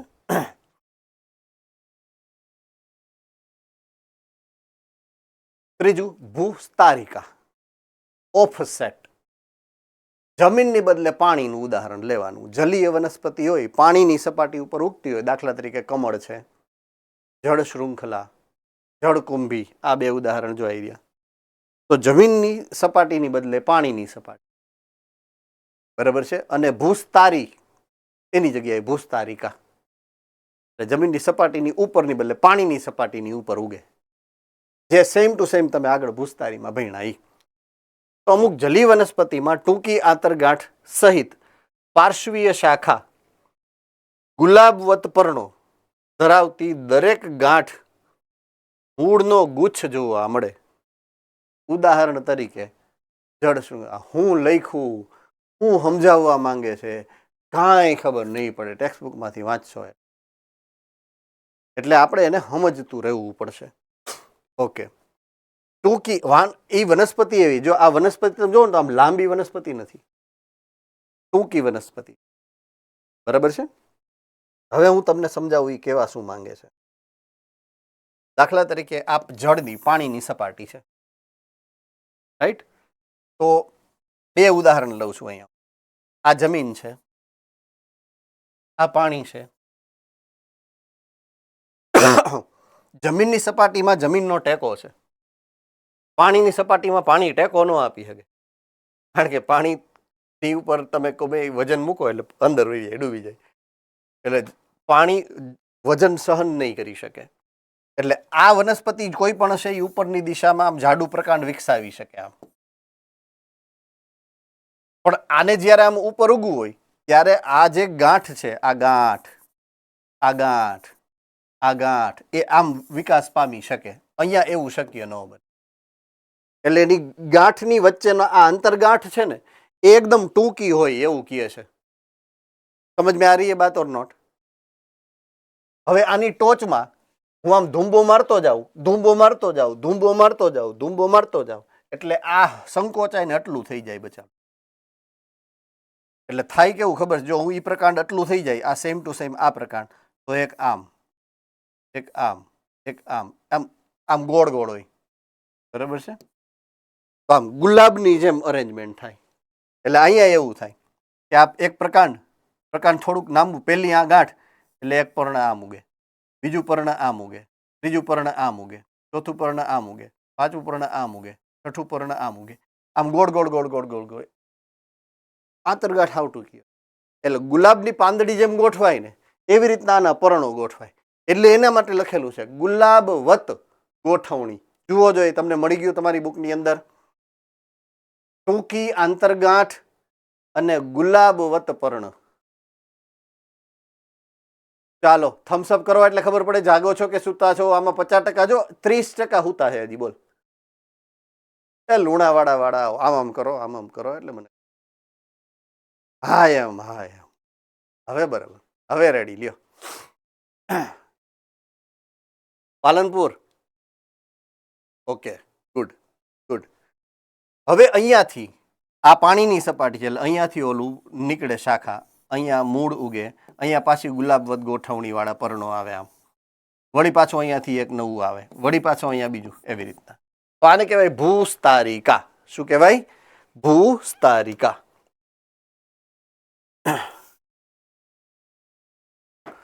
જળ શૃંખલા અને જળકુંભી નામની બે પ્રકારની વનસ્પતિઓમાં આ પ્રકારની ગોઠવણી જોવા મળે. બરાબર છે. બંને ઉગે છે ક્યાં? તો કે જ્યાં પાણી ભરેલું હોય, ડેમ, ચેકડેમ, એમાં વીડ્સ છે. વીડ્સ એટલે ગુજરાતીમાં શું કહેવાય? તૃણ નહીં, નિંદામણ, જલીય નિંદામણ કહેવાય એને. એટલે કામની વનસ્પતિ નથી, હાવ નકામી ઉગે, કાંઈ કામની નથી, ખોટે ખોટી નડતર રૂપ છે એવી વનસ્પતિઓ છે આ બંને, જળકુંભી અને જળ શૃંખલા બંને. આ છે જળકુંભી, બરાબર છે, જળ શૃંખલા, અને આ છે જળકુંભી. આ બે.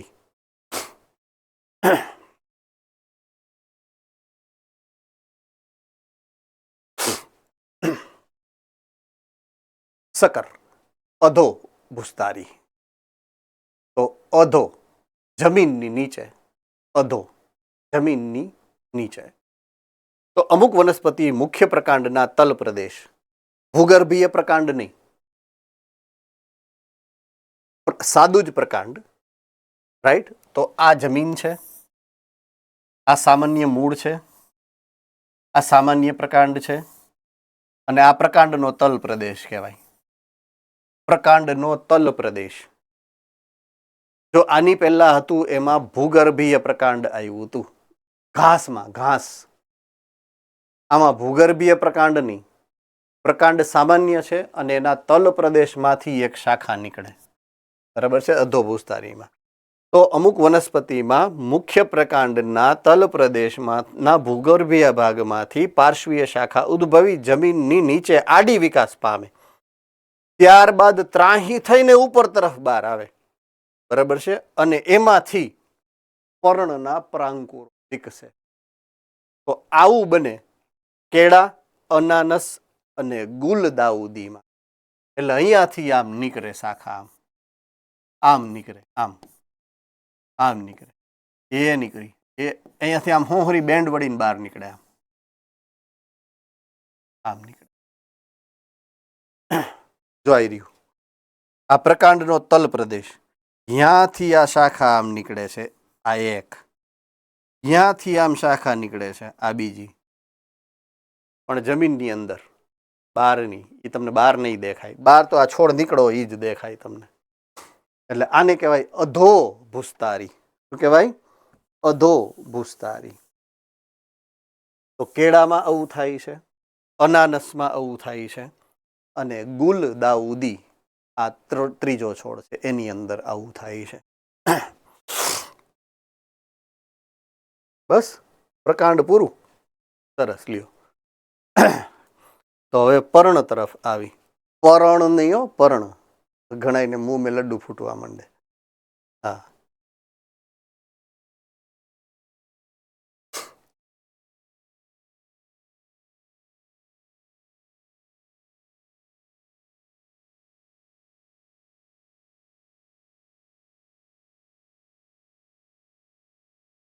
ચાલો. પર્ણની વ્યાખ્યા આપવી હોય તો કઈ રીતે આપી શકો? પર્ણને તમારે જો વ્યાખ્યાયિત કરવું હોય તો કઈ રીતના કરી શકો તમે? છે કોઈ વીર કે વીરો કે વીરાંગના? ઓકે, ચાલો. જુનાગઢ સેન્ટર.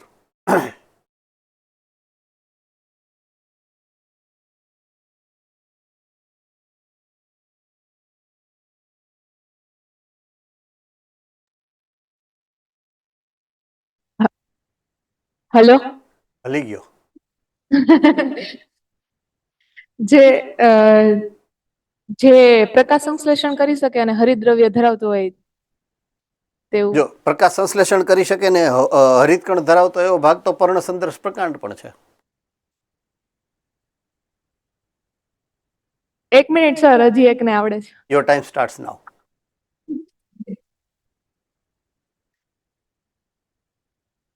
પ્રકાંડ પર ઉદ્ભવતી સામાન્ય રીતે ચપટી રચના એવું કઈ? તમે મને પૂછો છો કે હું તમને પૂછું છું? તો મને સામો સવાલ આવે છે. રાજકોટ ગુરુકુલાલા. હેલો. 2 વાર તો હિલો, હવે કેટલી વાર હલાવશો? પ્રકાંડની જે કક્ષકલિકામાંથી ગાંઠમાંથી ઉત્પન્ન થતી પાર્શ્વીય અને ચપટી રચના જેમાં પ્રકાશ સંશ્લેષણ મુમકિન હોય. ભાઈ ભાઈ ભાઈ ભાઈ, જબરદસ્ત ટેકનિકલ વ્યાખ્યા આપી. જબરદસ્ત ટેકનિકલ વ્યાખ્યા આપી ભાઈ, મજા આવી ગઈ. ગુડ. સો મૂળભૂત રીતે વનસ્પતિના વાનસ્પતિક અવયવનો એવો ભાગ, જે મૂળ પ્રકાંડ પર્ણ 3 જ છે વાનસ્પતિક અવયવ, એ 3માંથી એવો ભાગ કે જે પ્રકાંડની કક્ષકલિકામાંથી કે પાર્શ્વીય કલિકાઓમાંથી ઉત્પન્ન થાય છે, પૃષ્ઠવક્ષ ચપટો છે અને પ્રકાશ સંશ્લેષણ કરવાનું મુખ્ય કાર્ય એનું છે, એટલે કે હરિત દ્રવ્ય ધરાવે છે. તો આવો ભાગ વાનસ્પતિક અવયવ મૂળભૂત રીતે વનસ્પતિનું, એને તમે પર્ણ કહી શકો. બરાબર છે? તો આ એની સામાન્ય વ્યાખ્યા કરી શકાય. હવે આપણે સામાન્ય પર્ણ આપણા માટે નવું નથી.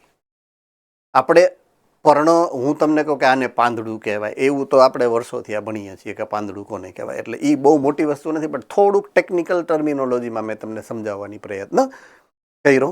મેં કરતા બી ડેફિનેટલી બહુ સરસ રીતે આન્સર સ્ટુડન્ટે આપ્યો. આઈ પ્રાઉડ ઓફ ઇટ કે ભાઈ સ્ટુડન્ટનો જવાબ છે, ટેકનિકલી સાચો જવાબ છે. રાઈટ? સો પર્ણ પ્રકાંડ ઉપરથી ઉદ્ભવતી પાર્શ્વીય સામાન્ય રીતે ચપટી રચના. જુઓ, exactly the same words what you have used. Same રચના, સેમ શબ્દો જે તમે યુઝ કર્યા છે.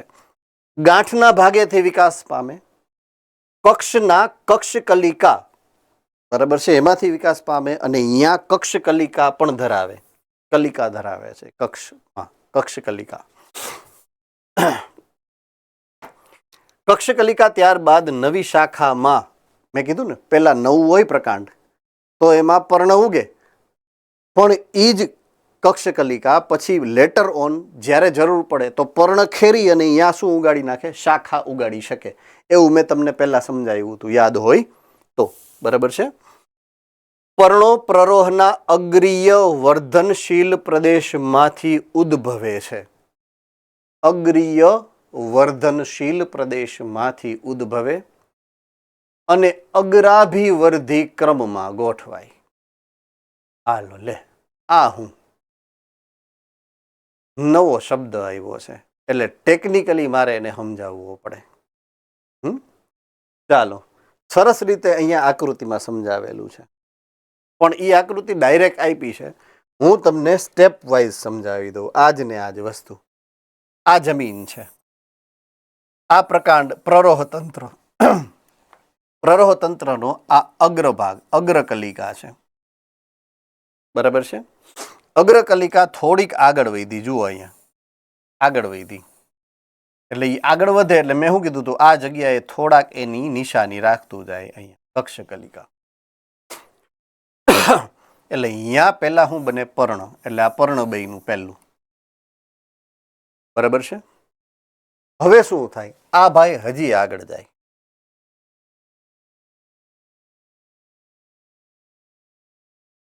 એટલે અહીંયા, હવે અહીંયા બીજી એની, એક અહીંયા હતું, એક અહીંયા આવ્યું કક્ષકલિકા. એટલે અહીંયા પાંદડું તો હતું જ, હવે પાંદડું નવું ઉગ્યું, અહીંયા આવ્યું. તો નવું પાંદડું છે એ એમ આગળ ઉગે છે કે પાછળ ઉગે છે? નવું પાંદડું આગળ. અભિવર્ધન, અભિવર્ધન એટલે વર્ધન એટલે વૃદ્ધિ, અભિ એટલે વધારાની, વધારાની જે વૃદ્ધિ થાય છે આગળની બાજુએ થાય. અગ્રાભિવર્ધી ક્રમ કહેવાય એને. જો શબ્દ અગ્રાભિવર્ધી રાખ્યું ને એનો પાછળનો મતલબ એ છે કે આ અગ્ર છેડો છે એ તરફ,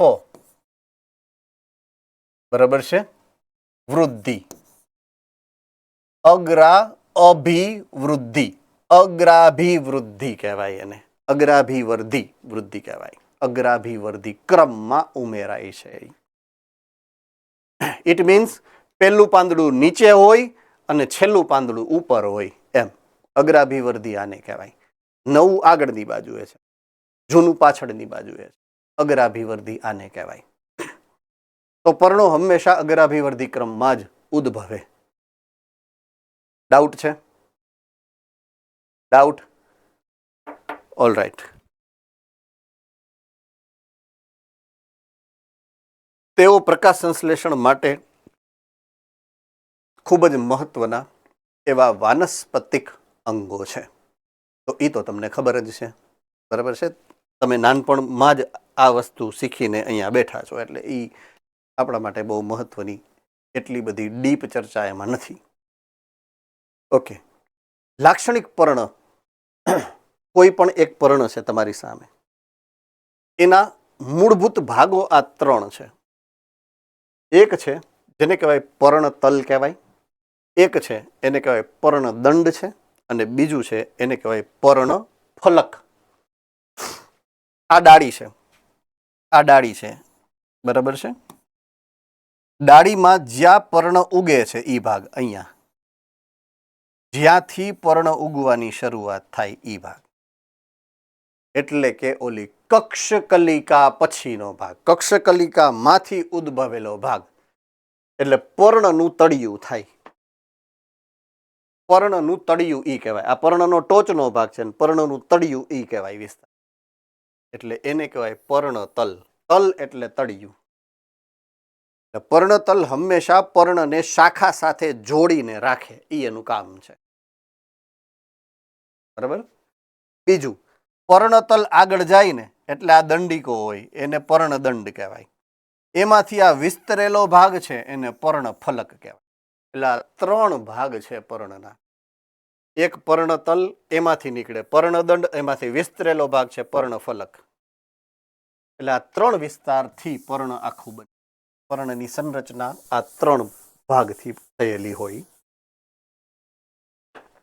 ડાઉટ? Hello sir. કોણ છે? અસ્પાયર, સુરત અસ્પાયર. ઓકે, બોલ બેટા. આપણે સમજાવ્યું છે પ્રકાંડમાં કે તેમાં પ્રકાશ બાજુ છે, બરોબર.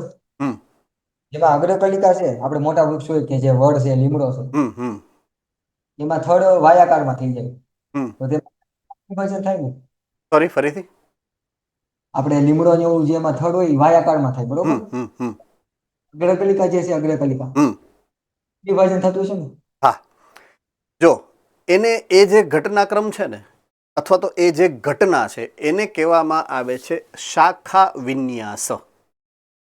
શું કહેવાય? શાખા વિન્યાસ. રાઈટ. જૂના કોર્સમાં હતું આ ભાગ. નવા કોર્સમાં એ લોકોએ ઘણું બધું જે કાઢી નાખ્યું ને એમાં નીકળી ગયું. બાકી આ બધું હતું તમારા જૂના કોર્સની. તો શાખાની ગોઠવણી એને શાખા વિન્યાસ કહેવાય. એટલે એ એના ઉદાહરણમાં આવે, શાખા વિન્યાસના ઉદાહરણમાં. હકીકતમાં જૂના કોર્સમાં હતું એટલે નવા કોર્સમાં નથી, એટલે તમારી યાદ રાખવાની જરૂરિયાત નથી. પણ એ જેમ આમ જેને કહેવાય પ્રકાંડનો જે વિસ્તાર ઉગતો જાય, હું તમને સમજાવીને જ ઉદાહરણ દ્વારા જ સમજાવું, આકૃતિ દ્વારા જ. કે દાખલા તરીકે પ્રકાંડનો આ રીતના ઉપરની બાજુએ જે વૃદ્ધિ પામે, પછી એની જે શાખા પડવી જોઈએ, દાખલા તરીકે, તો સામાન્ય રીતે શું થાય? અહીંયા એક શાખા પડી, અહીંયા બીજી શાખા પડી, આ ઉપર જાય એટલે આ ત્રીજી શાખા પડી, આ ઉપર ગયું એટલે આ ચોથી શાખા પડી. અગ્રાભિવર્ધી ક્રમમાં શાખા વિન્યાસ. સમજાઈ ગયું? હવે અમુક વનસ્પતિ કેવી હોય ખબર છે? એમાં આ જે શાખાની ગોઠવણી કેમ થાય કે અહીંયાથી આગળ જાય આમ, પછી આ ઈ સ્ટોપ થઈ જાય, ઈ સ્ટોપ, આગળ નો વધે. અહીંયાથી 2 ભાગ પાડે આમ, આઈ આગળ વધે, આઈ આગળ વધે, આઈ સ્ટોપ થઈ જાય અહીંયા, આ અહીંયા સ્ટોપ થઈ જાય. પછી અહીંયાથી પાછા આમ 2 ભાગ પડે, અહીંયાથી પાછા 2 ભાગ પડે, આઈ સ્ટોપ થઈ જાય, આઈ સ્ટોપ થઈ જાય, આઈ 2 ભાગ પાડે, ઈ પાછા સ્ટોપ થઈ જાય, પાછા સ્ટોપ થઈ જાય. તો અમુક વનસ્પતિમાં આવું હોય, અમુક વનસ્પતિમાં આવું હોય. રેડી? આને કહેવાય પરિમિત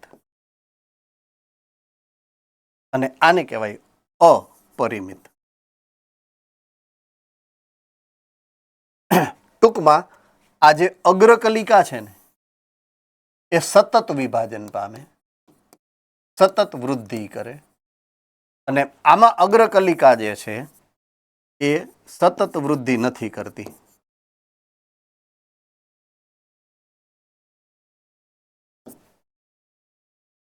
જો સતત વૃદ્ધિ ન કરે તો એની વૃદ્ધિ મર્યાદિત છે, ઓછી, મર્યાદિત, સીમિત. એના માટેનો આ શબ્દ છે પરિમિત. સીમિત એટલે કે પરિમિત છે. સમજાઈ ગયું પરફેક્ટલી? હે ને?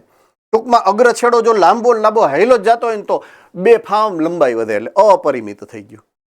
અને જો થોડુંક વધે ને પછી 2 ભાગ પડી જાય, વાય, તમે જે વાય શબ્દ વાપરો એ આ વાય થઈ ગયો છો, વાય. બરાબર છે? તો એને કહેવાય પરિમિત શાખા વિન્યાસ. આ પર્ણફલક તો થઈ ગયું. ઓલરાઈટ, ચાલો. પર્ણતલ. 3 ભાગ પર્ણના, એમાંથી સૌથી નીચેનો ભાગ છે કે જે એને શાખા સાથે જોડશે એને કહેવાય પર્ણતલ. બરાબર છે? તો પર્ણતલની જ્યારે આપણે વાત કરશું, પર્ણો પર્ણતલ દ્વારા પ્રકાંડની સાથે જોડાય છે. ઘણા ખરા એટલે કે અમુકમાં 2 પાર્શ્વીય નાના પર્ણો પણ હોય. હવે એ શું કહેવા માંગે છે? કવિ મૂંઝાણા. બરાબર છે? તો દાખલા તરીકે આ ડાળી છે, અહીંયા આ કક્ષકલિકા છે, અહીંયાથી આ પર્ણતલ બન્યું, આ પર્ણતલ આ પર્ણ ઉગાડે છે. બરાબર છે? અને અહીંયાથી આ પર્ણ આ રીતના વિકાસ પામ્યું છે. આ પર્ણ બન્યું દાખલા તરીકે. હવે અમુક વનસ્પતિઓમાં કેવું થાય છે ખબર છે? આ પર્ણતલ આ કક્ષકલિકામાંથી આ આવી કલિકા હોય, આ કક્ષકલિકા થઈ ગઈ, આવી કક્ષકલિકા કહેવાય આને. હવે કક્ષકલિકા આવી રીતના ઉગે નહીં, પણ એની બદલે શું થાય ખબર છે? આ એક નાનું પાંદડા જેવું બને, અને એવું બીજી સાઈડ. આને કહેવાય ઉપપર્ણો. શું કહેવાય? ઉપપર્ણો. આ પર્ણ અને આ ઉપપર્ણ. ટૂંકમાં આ વરરાજો છે અને આ અણવર છે. હે ને? એનું કામ ખાલી મોઢું લોહી દેવાનું હોય, બીજું એ કાંઈ પ્રકાશ સંશ્લેષી સંરચના નથી. હે ને? તો ઉપપર્ણો છે, પર્ણ જેવા જ છે, પર્ણના તળિયે પર્ણતલમાંથી નીકળે, કલિકામાંથી, હે ને? કક્ષકલિકામાંથી જ નીકળે. તો એને ઉપપર્ણો કહેવાય. અહીંયા લખેલું છે એ પ્રમાણે ઉપપર્ણો કહેવાય. પાર્શ્વીય નાના પર્ણો હોય. બરાબર છે? એક દડીમાં પર્ણતલ આવરણમાંથી વિસ્તરિત થાય અને પ્રકાંડને આંશિક રીતે કે સંપૂર્ણ રીતે ઘેરી લઈ લ્યો. આ નવું લાયા. રાઈટ? ચાલો, આ એક દડી વનસ્પતિ છે. તો અહીંયા પર્ણતલ છે એ નળાકાર નથી, આમ ચપટું ફોતરી જેવું બની ગયું. કેવું બની ગયું? ફોતરી જેવું. અને આ પ્રકાંડ છે ને એની આમ ફરતે ઘેરાઈ જાય. આ પર્ણતલ છે. બરાબર છે? પર્ણતલ ચપટું પાતળું ફોતરી જેવું આમ પર્ણને આખા પ્રકાંડને ઘેરે છે. તો એવું બની જાય. બરાબર છે? બહુ સામાન્યમાં સામાન્ય ઉદાહરણ તમારે જોવું હોય ને તો શેરડીનું પાંદડું હોય, બધાએ જોયું છે ને. એ તો ઘરે લઈ આવતા હોય આપણે દેવ દિવાળી ઉપર, આમ ઘરની બાજુમાં આમ ટાંગવા માટે. હે ને? ખબર છે ને?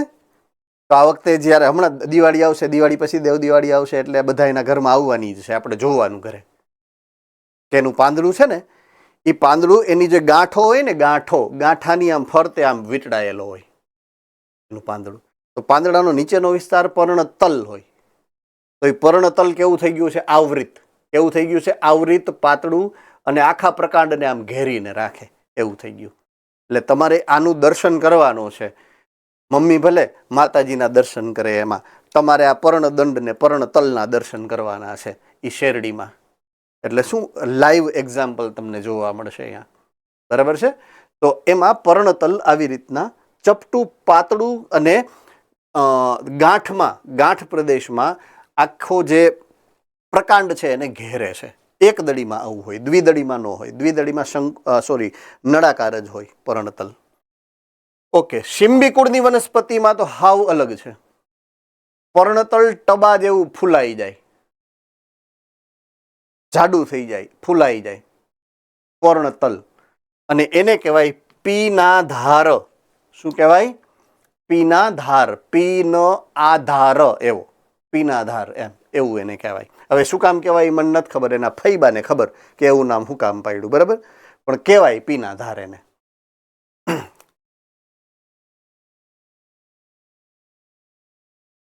ચાલો, કોઈને કઈ ડાઉટ છે?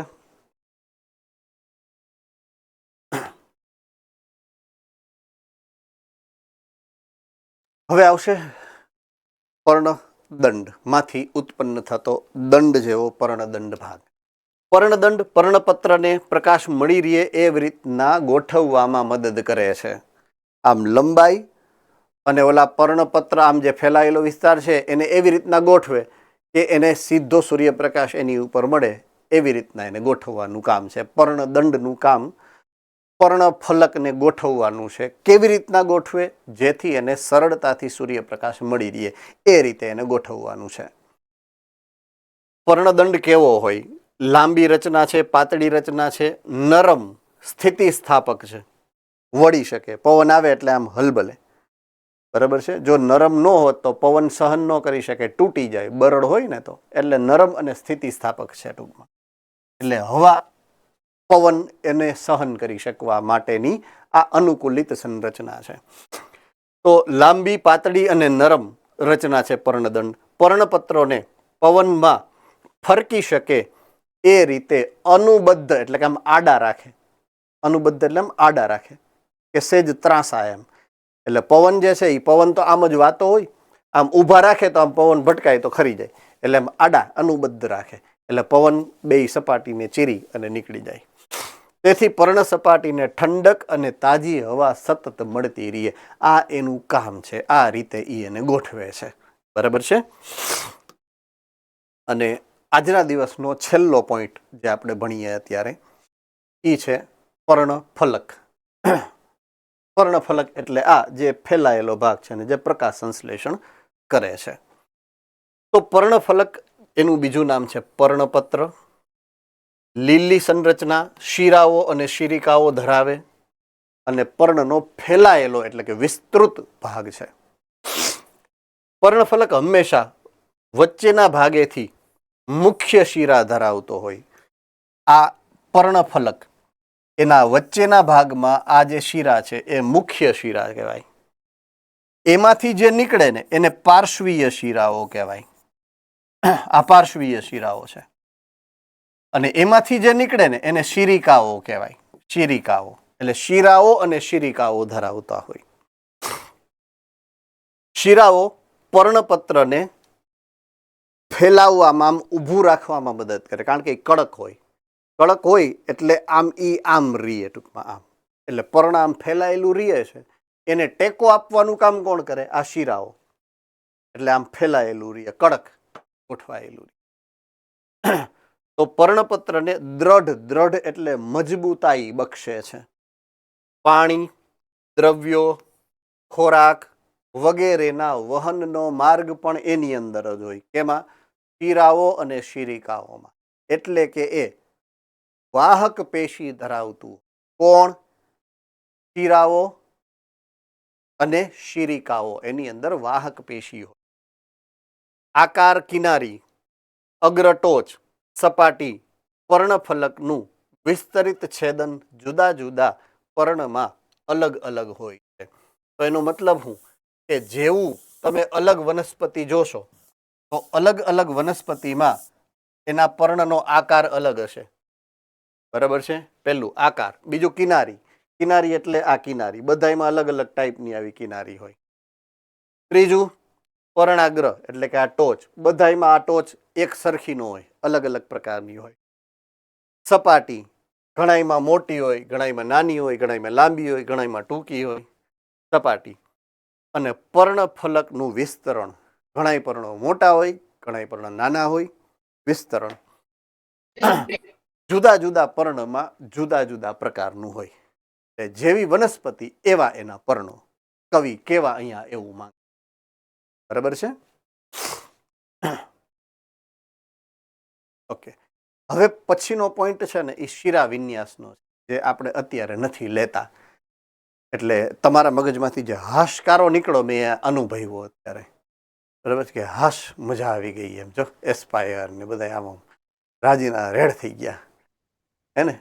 સારું, ચાલો, I will see you next week. હવે સર હા બોલો બેટા, બોલો બોલો બોલો. તમે એમ કીધું કે ઘણી પર્ણોની કિનારી છે એ અલગ અલગ હોય, તો એવું શા માટે કિનારી અલગ અલગ હોય? જો સૌથી મહત્વનો જે પોઈન્ટ છે એને અનુલક્ષીને જો જવાબ આપું તો એ એના ઉદ્વિકાસ ઉપર આધારિત છે. પહેલું, કયા સ્થળે એ બની છે વનસ્પતિ. બીજું, કયા સમયે એનો ઉદ્વિકાસ થયો છે. અને ત્રીજું, એ કયા પર્યાવરણમાં એનો ઉદ્વિકાસ થયો છે. આ ત્રણ પરિબળને હિસાબે એનું ડિઝાઇન અલગ હોય. જેમ પ્રાણીનું ડિઝાઇન બધાની કેમ અલગ અલગ છે, એમ વનસ્પતિની ડિઝાઇન પણ અલગ અલગ છે. પ્રાણીઓની ડિઝાઇન એ એના ઉદ્વિકાસ આધારિત જ છે. કઈ જગ્યાએ ઉદ્વિકાસ પામ્યા, કયા સમયે ઉદ્વિકાસ પામ્યા અને કેમાંથી ઉદ્વિકાસ પામ્યા. સેમ વસ્તુ આના માટે લાગુ પડે, વનસ્પતિ માટે પણ. કયા સમયે ઉદ્વિકાસ પામી, કયા પર્યાવરણમાં ઉદ્વિકાસ પામી, કઈ રીતે ઉદ્વિકાસ પામી, શેમાંથી ઉદ્વિકાસ પામી. એટલે એને આધારે એની ડિઝાઇન નક્કી થતી હોય છે સામાન્ય રીતે. બરાબર છે સર? Yes sir. આપણે મોક ટેસ્ટમાં એક પ્રશ્ન હતો કે નીચેનામાંથી અંડપ્રસવી પ્રાણી કોણ છે? તો એમાં ઓપ્શન એવા આપ્યા હતા કે સ્કોલિયોડોન, વાઇપર, વીછી અને કોબરા. તો એમાં શું જવાબ આવે? ફરીથી ઓપ્શન કેમ બેટા મને? સ્કોલિયોડોન, એક મિનિટ ઉપર, એક મિનિટ ઉપર, એક મિનિટ. સ્કોલિયોડોન એટલે થાય શાર્ક. ચાલો, બીજું? વાઇપર. વાઇપર એટલે થાય સાપ. ત્રીજું? વીછી. વીછી, ઓકે. અને કોબરા. કોબરા. કોબરા એટલે સાપ થાય. ફરીથી કે જોઈ, પ્રશ્ન પાછો બોલતો. નીચેનામાંથી અંડપ્રસવી પ્રાણી ક્યાં છે?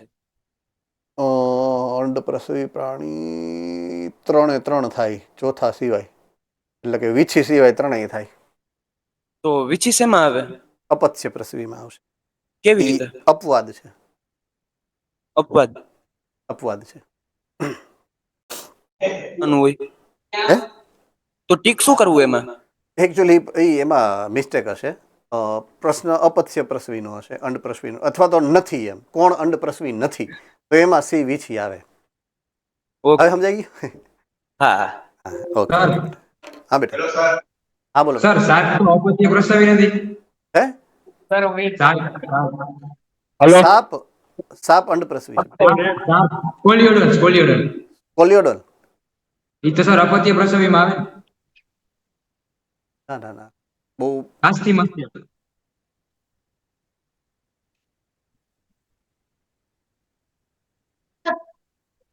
લગભગ અંડપ્રસવી છે મારા અંદાજે, પણ છતાં હું જોઈ લઈશ એક વખત. ઘણા સમય પહેલા ઝૂલોજી ભણાવ્યું છે, ઘણા સમય પહેલા. Okay, next doubt. હા બોલ બેટા, બોલ બોલ, સાંભળું જ છું. જરૂર પડે. હાલો, હા હવે બોલ પાછું. પર્ણને ઠંડી અને તાજી હવાની શું જરૂર પડે? ઠંડી હવાની જરૂર એટલા માટે પડે, જો સૂર્યપ્રકાશ એની ઉપર સતત, અમદાવાદ સેન્ટર 2 મિનિટ બેટા, હે તમારો વારો આવે. એની ઉપર સતત સૂર્યપ્રકાશ પડતો હોય, સૂર્યપ્રકાશને કારણે એની સપાટી ગરમ થઈ જાય. એટલા માટે એને ઠંડી હવા જો મળતી રહે તો એની સપાટી છે એ ગરમ ને ગરમ ન રહે અને ઠંડી પડતી રહે. રેડી? હેલો, અમદાવાદ સેન્ટરનો વારો છે, અમદાવાદ સેન્ટરનો વારો છે.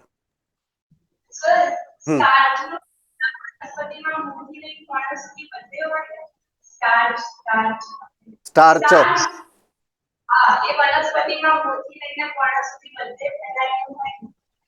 ઓકે સ્ટાર્ચ વનસ્પતિના મૂળથી એને પ્રકાંડ સુધી અને પ્રકાંડથી લઈને પર્ણ સુધી બધે જ ફેલાયેલો હોય.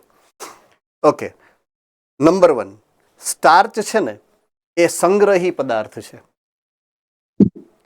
એટલે જ્યાં સંગ્રહ થયેલો હશે ત્યાં હા સ્ટાર્ચ હંમેશા મૂળમાં સંગ્રહિત હશે તો એ સ્ટાર્ચ સ્વરૂપે હશે, પ્રકાંડમાં સંગ્રહિત હશે તો પણ સ્ટાર્ચ સ્વરૂપે હશે, અને પર્ણમાં સંગ્રહિત હશે ને તો પણ સ્ટાર્ચ સ્વરૂપે હશે. પણ દરેક વનસ્પતિમાં ત્રણેય ભાગમાં હોય એવું જરૂરી નથી. Ready? Okay hello sir. Surendranagar ચાલો.